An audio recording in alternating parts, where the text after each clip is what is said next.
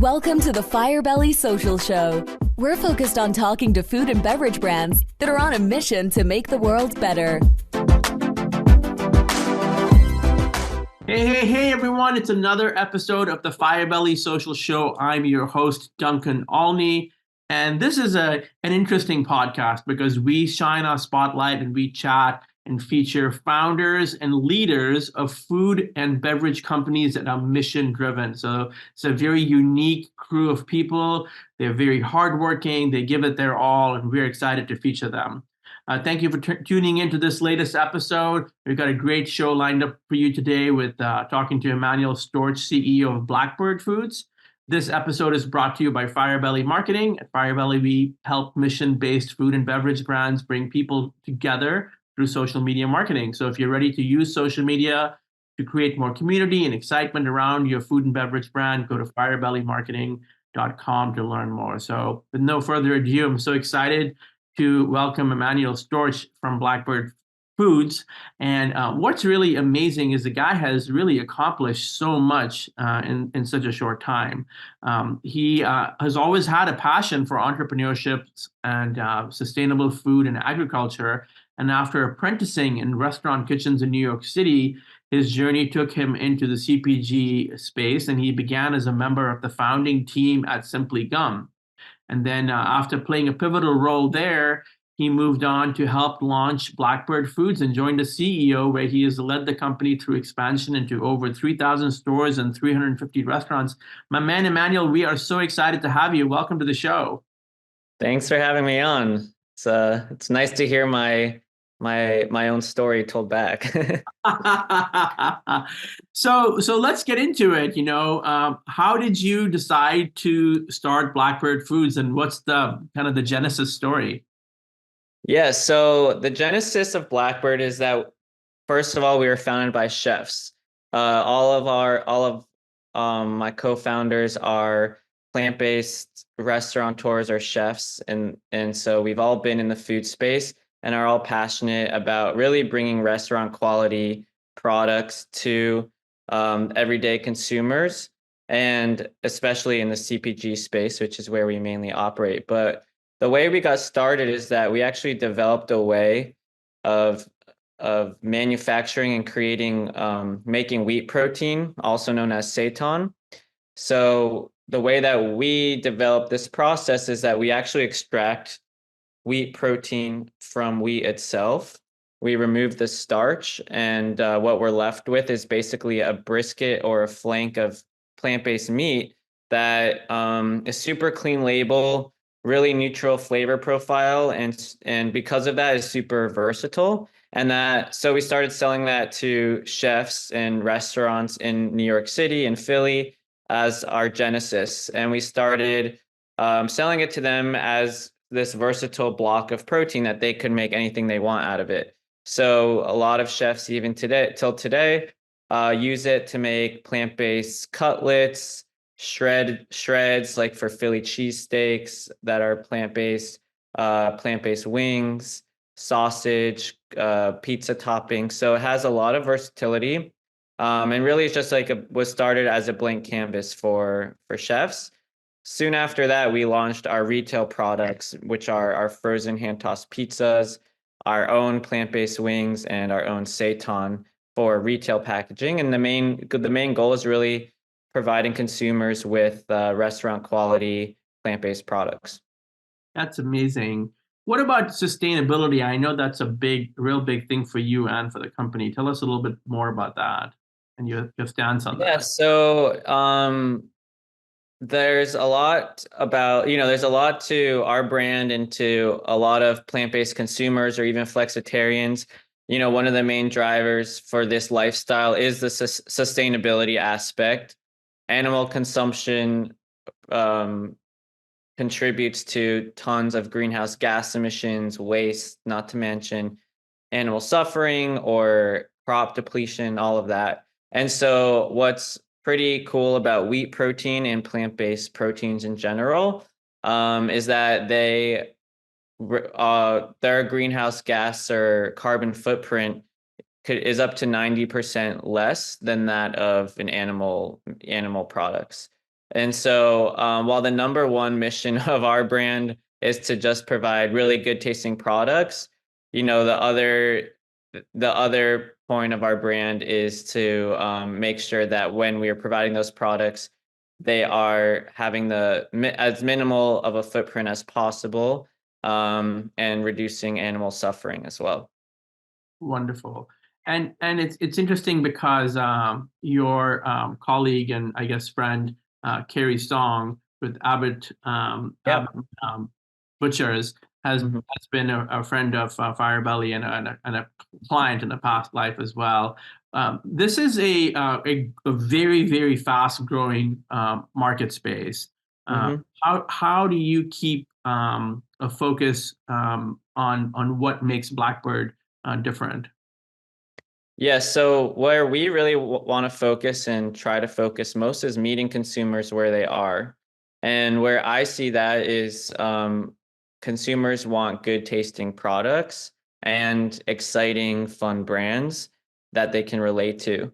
So was really a big impetus for our frozen pizza line, is that if you look at the plant-based pizza space, most of the offerings out there, aside from us, are these kind of gluten-free uh, frozen pizzas just made in mass-produced manufacturing facilities with conveyor systems and just flat discs of pizza crust that don't really resemble pizza. But pizza is really the number one top selling comfort food item in the grocery space and in general. And so we really wanted a great vehicle uh, that would provide consumers with an introduction to plant-based eating, to our proteins that we use as toppings on some of these pizzas, and just provide a really great plant-based alternative. So our pizzas are made using hand-tossed dough, made from overnight rising dough. So hand-tossed crust made from overnight rising dough. In our own New York facility, we self-manufacture. We don't use any co-packers, which is how most food items are made. And so, that's really been our focus is, okay, it's not worth spending our time educating consumers about different types of proteins and structures and impacts and nutrition. It's like consumers just want good tasting products. And so let's meet them where they are, make the types of products they enjoy the most. So that's a great approach and one that's working for you really well. As far as your entrepreneurial journey, this is your second entrepreneurial venture, is that right? In a way, yes. I was brought on by the founder at Simply Gum as my previous role, and then growing up, I interned for a number of food startups and restaurants. So this is my first like self, starting journey, but I have been involved in a number of other, entrepreneurial uh, organizations, you could say, in the past. Yeah, I think it's fair to say you've grown up in this space. Mhm. What are some of the lessons you've learned along the way that have influenced the way you approach things? Yeah, that's a great question. One big lesson I've learned, I think probably mostly when I was at Simply Gum, which is a natural chewing gums and confection company that I was my first job out of college, and it's really to launch your product quickly and iterate as you go. And I, even to this day, meet a lot of entrepreneurs or aspiring entrepreneurs who are really trying to get everything exactly perfect the way they want it before they launch. And the issue with that is you're really going to just waste so much time waiting for things to happen or things to be perfect that are going to take a while to be perfect, where you could be spending that time launching a good enough product, get customer feedback as you go, and iterate along the way. Because the truth is, it's never going to be perfect. Even a few years in the market, you're always going to be trying to improve on your messaging, on your packaging, on your product itself. So that was a big lesson for sure that I've learned early on. I love that agility is one of the key components of how you operate. That's easier to the classic way of describing agility, right? Is it's easier to turn a jet ski around than it is the Titanic. So Exactly. That's for sure. And with that is also one lesson I've learned from my last role as well is really operating lean and knowing what you're good at to do yourself and knowing what you need to outsource. We've been quoted over the years, so many branding packages and photography and all these things, website development for like up to hundred thousands of dollars that we could never afford at the beginning. And a lot of, I think, entrepreneurs get stuck at that moment where they're like, I need to all these services to get started. But the truth is, like, a lot you can do yourself, especially at the beginning. Especially for us, when COVID happened, I just built a Squarespace site basically overnight. It wasn't perfect by any means, but there's a lot you can do yourself just to get things off the ground, start selling your first units, and save a lot of money by trying to do a lot yourself up front. I mean, I think that it's brilliant because at the end of the day, especially when you've got the capacity to do it, you have to really look at what am I going to spend? What's that real cost going to be, right? If I'm going to put, let's say, conservatively 30 grand into a website, 30 grand when you're starting out, or sometimes even when you're not starting out, Yeah. a lot of money. Yeah, absolutely. And especially for our first year, I was just bootstrapping. So basically when we started our own D2C website, it was really like a survival tactic in a way, because restaurants shut down. That was our main source of revenue at the time. And so just really having that sort of confidence that you can do things yourself, and being true to yourself, knowing like, okay, maybe I can't design my packaging, but I can at least build, a Squarespace site, for example. So just kind of knowing what you can do yourself and what you need help with is important, and yeah, being honest with yourself is important just to, I think, get things off the ground. And one of the things I wanted to ask you about was you were talking about it earlier with the pizza, the way you're making the pizzas by hand in New York City, and the craftsmanship you mentioned that really sets you apart. Mhm. What's some of the recommendations that you could offer other founders, when you were making that decision? What have been some of the benefits of taking that approach? Yeah, for us, it definitely happened naturally, I would say, because we looked for co-packers, as they call them in the food space, which are third-party manufacturers that you can go to and use as a manufacturer for your products. And for us, what we realized is that most co-packers, all of them that we could find, were just making the same sort of mass manufactured product. The crust did not resemble a real New York style pizza, which we're used to here. And so it just never was anything we were going to consider. Self-manufacturing is a big challenge. So it isn't for everyone, and not for every type of product, but what you do want to make sure of is that your product is differentiated and that it's the quality is there. I mean, I think something that I've learned is if you have a good product, even if it's slow to catch on in the beginning, or it's something new or whatever, if it is good, I think have confidence that in most cases it will catch on eventually and will sell. But that's what, yeah, I would encourage most people to focus on, is definitely the quality of the products, especially these days. There's so much noise out there. There's so many other offerings. Maybe a couple decades ago, you could get away with offering something not so great, but these days consumers know a lot more. There's so many other options. I think like having a high quality product is really the only the only avenue these days.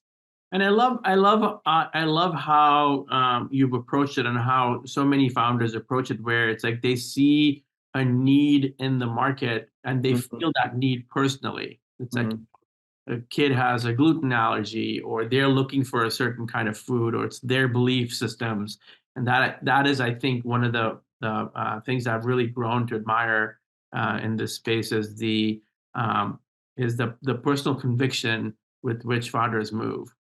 mhm. Yeah, yeah, that's a great point. I mean, yeah, definitely when you see that market gap and in your the question of, well, why doesn't this exist comes up, that's when you usually know there's room for you to enter.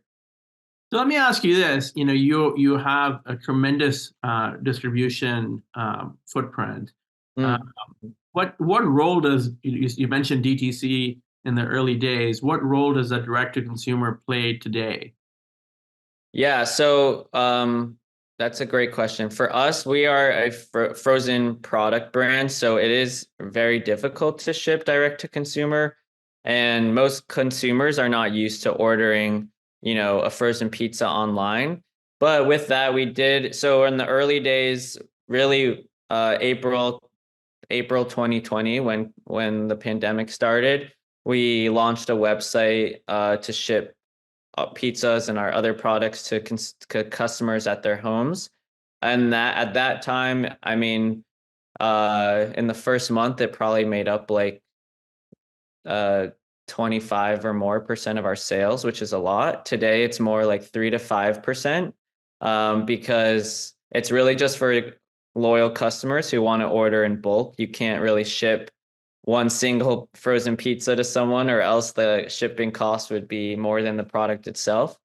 But what we have learned along the way is that there are now a number of third-party D2C direct-to-consumer sellers, grocery sellers that have really been great partners for us and have really helped brands like us that are, perishable brands that still want to kind of enter this 21st century and find the consumers who order groceries online. So that includes like Hungry Root, Fresh Direct, um, and Misfits Market even. So these have really been great partners for us to access that e-commerce segment of the industry without having to do it ourselves.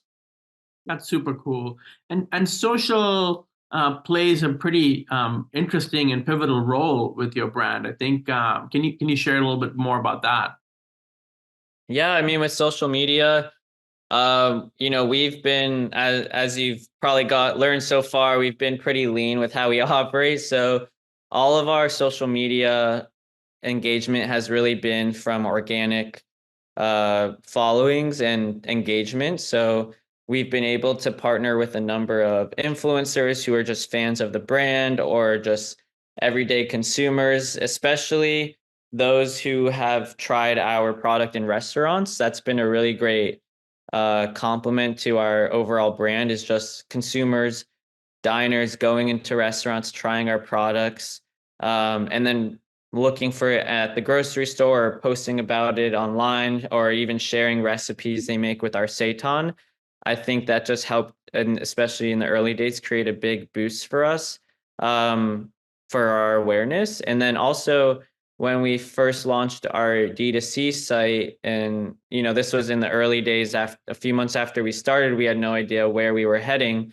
And that we started to publicize on social media.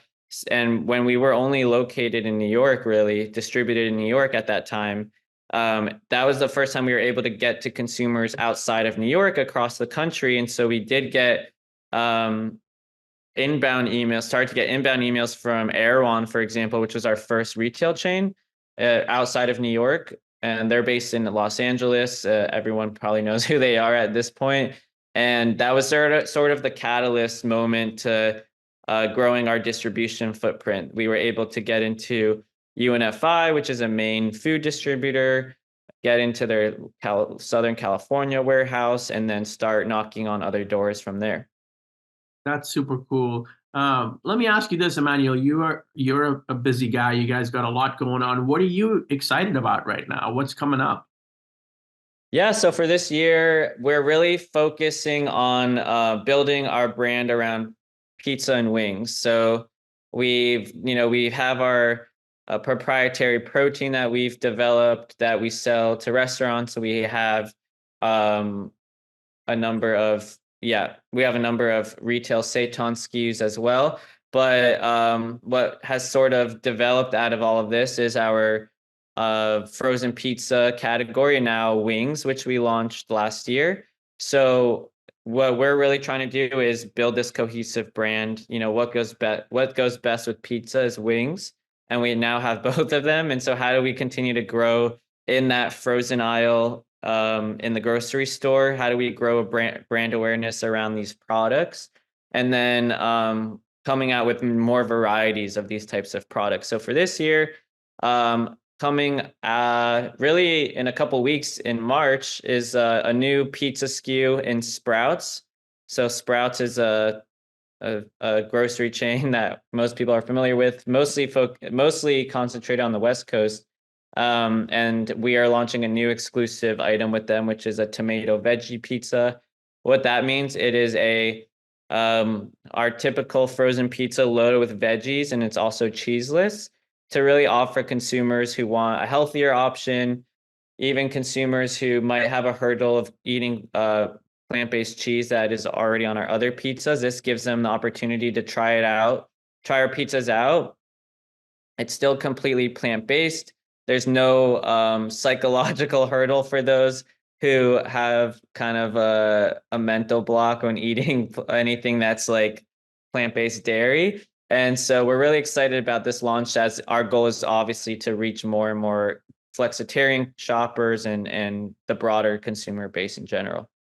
I mean, it seems like there are some parallels in the zero proof space, although it's, I guess, a younger space where I guess savvy founders aren't trying to convert people, but they're saying they're recognizing the fact that people are recognizing that they don't want to drink all the time, or they don't want to eat meat all the time.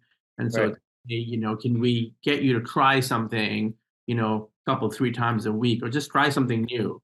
To look at that. How open is the public to that kind of thinking? I mean, obviously you're growing, so it means that there's something there. Yeah, I mean, with all honesty, I think our pizzas and our products, once you try them, it's just a really good tasting pizza. You really don't have to compromise on quality or taste once you try them. But I do acknowledge that for a large portion of consumers, there is a hurdle. There is a lot of negative media about plant-based products, whether it's, that it's like the mystery meat type of storyline, or they're not good for you, or this and that. I think most of those stories are not accurate, but I see that a lot of consumers have that sort of mindset. So it's really about, that's why we started with pizzas in the first place. It's really about showing consumers that, hey, this is a frozen pizza that is just really good and happens to be plant-based. And like you're saying as well, consumers definitely want products that they can substitute with their animal-based products that in their day-to-day diet. So as many times that we can be the substitute for those consumers as well, that's definitely a big win for us. That's great. Thank you. Thank you for answering that. What about founder life, Emmanuel? What's founder life like for you, and how do you take care of yourself? Yeah, it's definitely evolved over the years. As I was saying, the first year in 2020 I was completely on my own.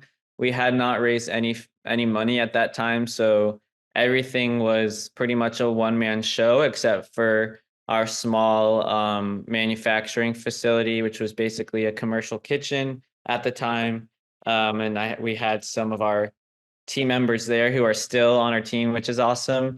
But yeah, I was at that time, and it was the pandemic.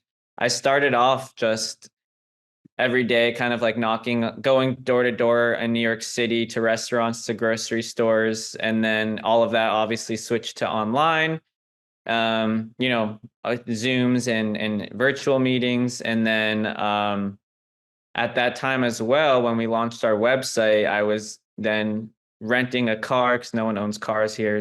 No one owns cars in New York City, and everyone, including myself, were too afraid to take the subway. So I was renting a car, driving to our facility, shipping out our D2C orders myself, and picking up dry ice from random places in New York. It was an adventure, kind of 24/7 operation. But over time, luckily, I've been able to hire people to help with operations and sales. And so now, yeah, I get that question a lot, like, how, what's it like being a founder? How stressful is it? How do you manage your time? And I'd say, for me at least, a lot of it is not actually always the physical time I'm spending on my computer answering emails, but a lot of it is like, now is the stress of having dozens of team members, and making sure that we have payroll and runway, and no complications with production and food safety. It's all of those things that are just weighing on you all the time. And so it's really, I think other founders and myself, it's really like, how do you manage that in your day-to-day life? And it's really important, I think, to mentally prepare yourself, or work on your mental state, to trust the team members that are working with you. Number one, don't be afraid to take breaks. I personally got a dog about a year ago, which is great. It gets me outside like 4 times a day to go walk him. And I tell myself, like, my emails and work will be there in the morning if I feel like I just need to take a step away and get some fresh air. So really just, yeah, manage, kind of the classic cliches of like managing your time and taking breaks and things like that. I think I find a lot of relief in like doing exercise like yoga and swimming and stuff like that. But yeah, I probably have some others that I can't think of right now, but I just, for those who are curious, I think like those are some of the stressors that founders face. I think that not everyone realizes it's not just the time investment. It's really like all the things that could go wrong that are always on your mind. Yeah, I mean, as the leader, you set the tone, and it starts and ends with you in many ways. So that's great. You listen to music? Yeah, actually, music, and I would say podcasts. Not to suck up or anything, but yeah, listening to podcasts like this, but also a number of just like comedy podcasts and things like that while I work, even sometimes and throughout the day. That actually helps me a lot as well. Well, that's amazing. Anything else you want to say about what's coming up or what's going on? Yeah, so for us, from a product standpoint, we have new pizzas and new wings varieties coming out this year. We'll actually be debuting them. I don't know when this podcast airs, but for those of you who will be at Expo West, which is the big natural foods trade show in Anaheim, California, this year, it's March like 13th. So we'll be debuting a bunch of new products there at our booth for those who'd like to stop by. And we're also going to be launching a second crowdfunding campaign coming up. So what this will do is allow everyday consumers, or what they call retail investors, to invest in Blackbird to help us continue to grow. So this will really help us continue to grow our distribution footprint, our manufacturing capabilities, and overall sales. And so that will be hopefully soon launching on Start Engine. So for those who are interested and who are listening, definitely keep your eye out for that as well. Wonderful. And Emanuel, let's make sure that people know which stores they can find the product at, and tell them the website again. Yeah, so our website is blackbirdfoods with an S.com. And so one thing we have on our website, you can order direct, or you can search your zip code and the stores near you will pop up that carry us. But in general, if you live near a Sprouts, a Whole Foods, Fresh Market, Target stores even, those are some of the main retailers that we're carried in. And not every single Target, not every single Whole Foods, but definitely check out our website to see if we're in a store near you. That's wonderful. It's been really great chatting with you, and thank you not only for coming on the show, but more importantly, thank you for going on this journey and making life better for so many people around you. Of course, thank you for having me. You've been chatting with Emanuel Storch, everyone, and this is has been an amazing show because we found out about the opportunity to get in on some crowdfunding. So when we promote the show, we'll be sure to mention that. This has been another episode of the Firebelly Social Show, where we talk to founders and leaders of mission-driven food and beverage brands. I'm your host, Duncan. We'll see you on the next one. Thanks for listening to the Firebelly Social Show. We'll see you again next time, and be sure to click subscribe to get future episodes.